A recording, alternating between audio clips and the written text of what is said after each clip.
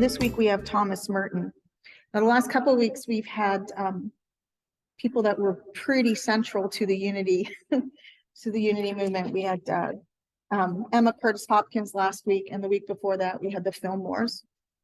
Thomas Merton is in the Catholic tradition of Christianity, and he was very much a truth seeker. So he said the first step toward finding God, who is truth, is to discover the truth about myself. And if I have been in error, this first step to truth is the discovery of my error. Sounds like the last 2 weeks, doesn't it?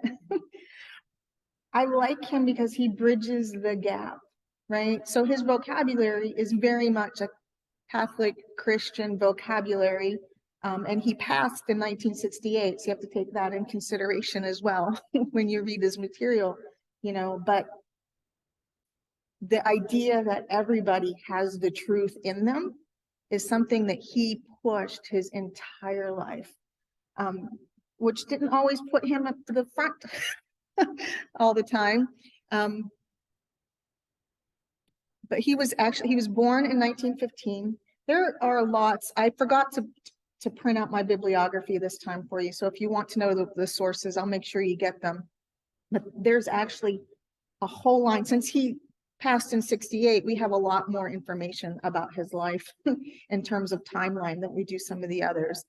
But he was born in 1915. He was son of two artists. He did move around a lot the first few years of his life between the United States and Europe. His mother died of cancer in 1921, and his father died of a brain tumor in 1931. So he was at a very early age without family.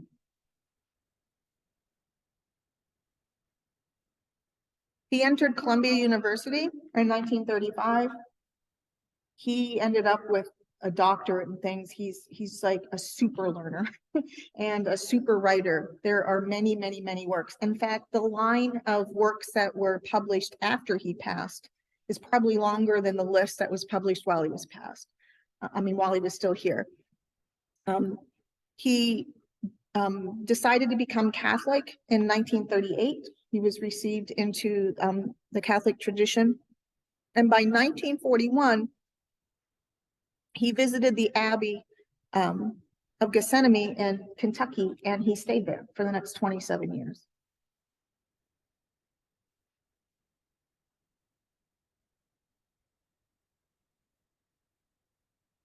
There's lots of reasons to remember Merton, but here's just 3 highlights. He recognized everybody has a connection with divine, that you're not separate, that you don't need an intermediary. And he really pushed for the importance of prayer and what he called contemplation prayer in order to achieve that. Basically, it's meditation, right?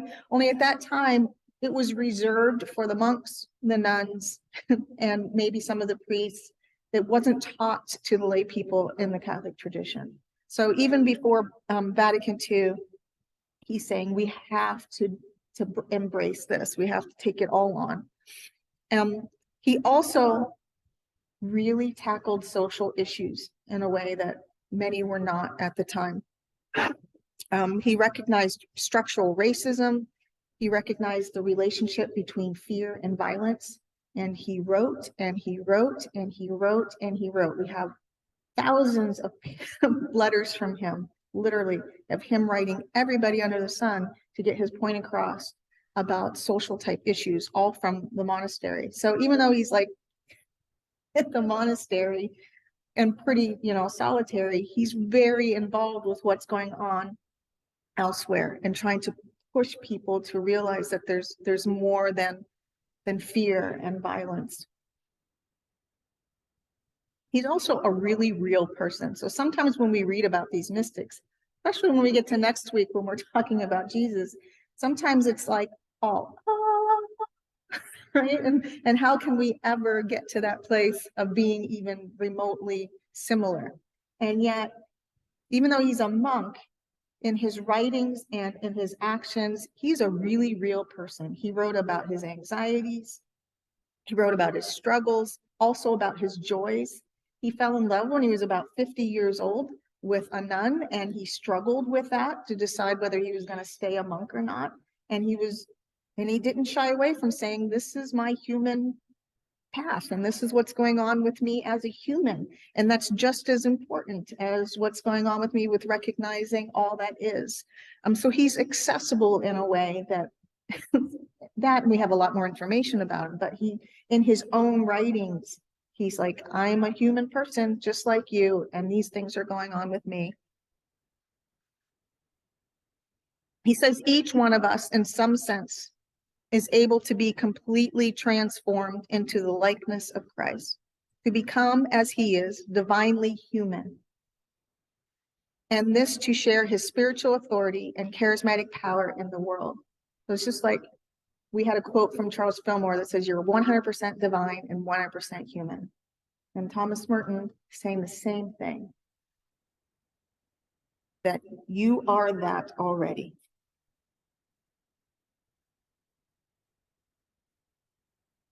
Now, this is a quote from one of his books. It's called Zen and the Birds of Appetite. He says, both Christianity and Buddhism show that suffering remains inexplicable. Most of all for the man who attempts to explain it in order to evade it, or thinks explanation itself is an escape. Suffering is not a problem, as if it were something we could stand outside of control. Suffering, as both Christianity and Buddhism see, each in its own way, is part of our very ego identity and empirical existence. And the only thing to do about it is to plunge right into the middle of the contradiction and confusion in order to be transformed by what Zen calls the great death and Christianity calls dying and rising with Christ. So again, he's recognizing the human condition as being a divine journey, right? And that it's okay to have to move through the muck, that that's part of it, to understand the life of Christ, the life of divinity within all that muck. He's also one of the very first that started to recognize the kinship between the East and the West traditions. So he would bring in fact, if I rewind a little bit, when he was in college and he was first starting to struggle with things, there was a teacher there, I'm not going to remember his name right now, that was Buddhist and Zen. And he's like, can you help me out? I really need to understand what's going on with me. And that teacher's suggestion was, don't ditch the path that you're comfortable with. Don't ditch your Christianity because you know that language and you're comfortable, but add in what you can do with it to even it out, which was the meditation and the contemplation and the being silent and the knowing that you're already connected. That's the part that the Buddhist tradition brought to him that he wasn't getting from his own Christianity. But I love that his teacher didn't say, oh, come with me, my way's better, right? The person he went to advise said, I'll help you out, but please don't ditch who you are. Still be who you are and bring in what matches for you in the process of what I know. And he really, really tried to get that point across, that there are more similarities than differences. If I had no choice about the age in which I was to live, I nevertheless have a choice about the attitude I take about the way and the extent of my participation in its living, ongoing events. To choose the world is to choose to do the work I am capable of doing in collaboration with my brother to make the world better, more free, more just, more livable, more human. And it has not become transparently obvious that mere automatic rejection of the world and contempt for the world is in fact not a choice, but an evasion of choice. I love this quote because how often do we hear people say, in fact, I told you my story a million times of cutting off the news and then being caught off guard. You know, it's like you can't turn your back from it. You are in it. That's part of the experience. And he, yeah, again, he did that through a lot of letter writing, a lot of talking, a lot of conversations. People would come to him and they would have like little lunches out out in Kentucky. But to know that, again, I love it because he's not denying the human existence. And he's also saying we have to be so much a part of it that we don't shy away from things that really bring community together. Like the seed garden. You know, it seems so simple, or it doesn't seem, or maybe, you know, maybe it seems too simple because he's talking about, I mean, think about when he's talking about, you know, civil rights and all the thing is just exploding at the time that he's writing these things. And yet it's still the idea that we are not so separate, that we can come together and to find ways to do that. So planting seeds downstairs brought a great amount of people together on Thursday, which was, like you said, it was absolutely beautiful. You know, we don't hide away in here and just, you know, do the Sunday thing. We get out and we mix with each other as best as we can and in our own talents. Again, you don't ditch your talent, right? So we have a lot of people in this community that their talent is dirt and seeds. So we expand on that and allow that to bring people together. I'm just going to play about 3 minutes. There's very little of his own voice and actual video recordings out there. He was extremely media shy. So I think I have this queued up right. We're going to hear about 3 minutes of one of his talks to his one of his classes, because he also taught initiatives, people that were coming to learn to be part of the community. And then our encounter with God is at the same time the discovery of our own deepest freedom.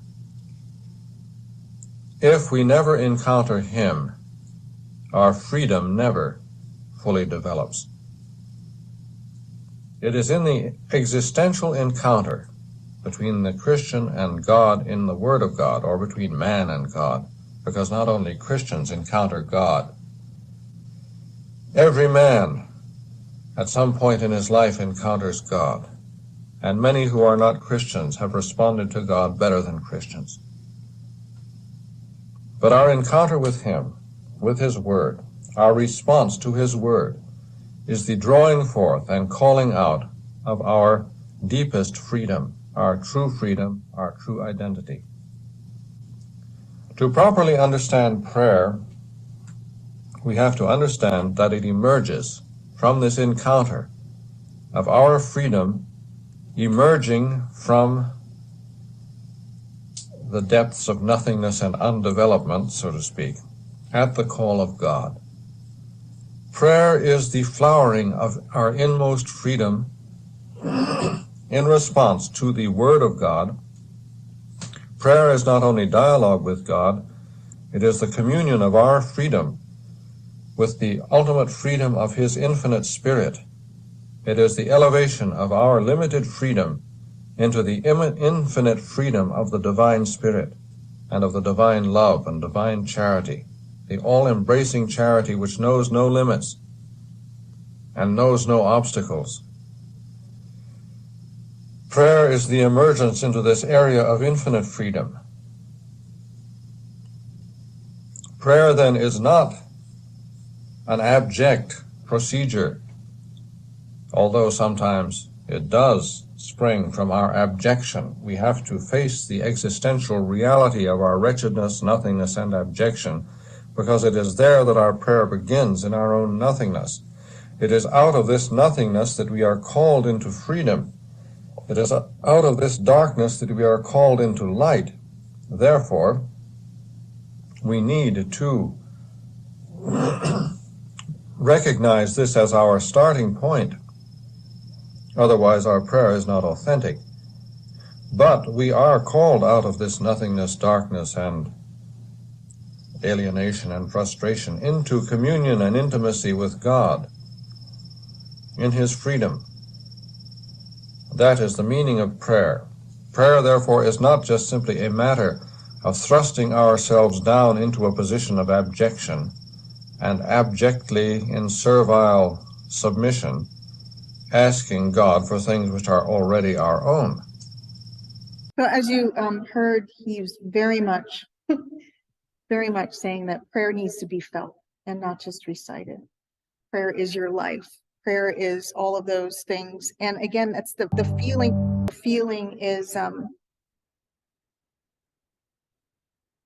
feeling is what makes it. It's that sitting in that presence and that allowing, that affirmation through the breath. And the recognition, like he said, you don't have to be a certain label in order for that to happen. And that when you pray, don't pray for things that are already yours, because we already are connected to everything that we need and everything that's necessary. One of the only times that he left Kentucky, he went east, he visited the Dalai Lama, and he was going to Japan to meet with the monks there. And he gave a nice talk, and he was able to exchange ideas. And it was really the culmination of all of his research and talk and work to go and start to bridge that gap between the East and the West in terms of recognizing that we're all after the same thing, and it's just a different culture or different language, and he really, really, really wanted to bring that idea of contemplation and stillness and silence for everybody into his tradition. Now, some of that is being taught now. It was not until after he died in the Catholic tradition that really started to come to the forefront, and it's been slow, but at least it's accepted now. He's being accepted in ways that he was never before. But on this trip, and actually depends on what source you read. Some will say that he was killed, and others will say that it was an accident. So there was a faulty electrical wiring, and he took a bath shower, and he was electrocuted just a couple hours after this talk at 53 years old. On December 10th, 1968. But this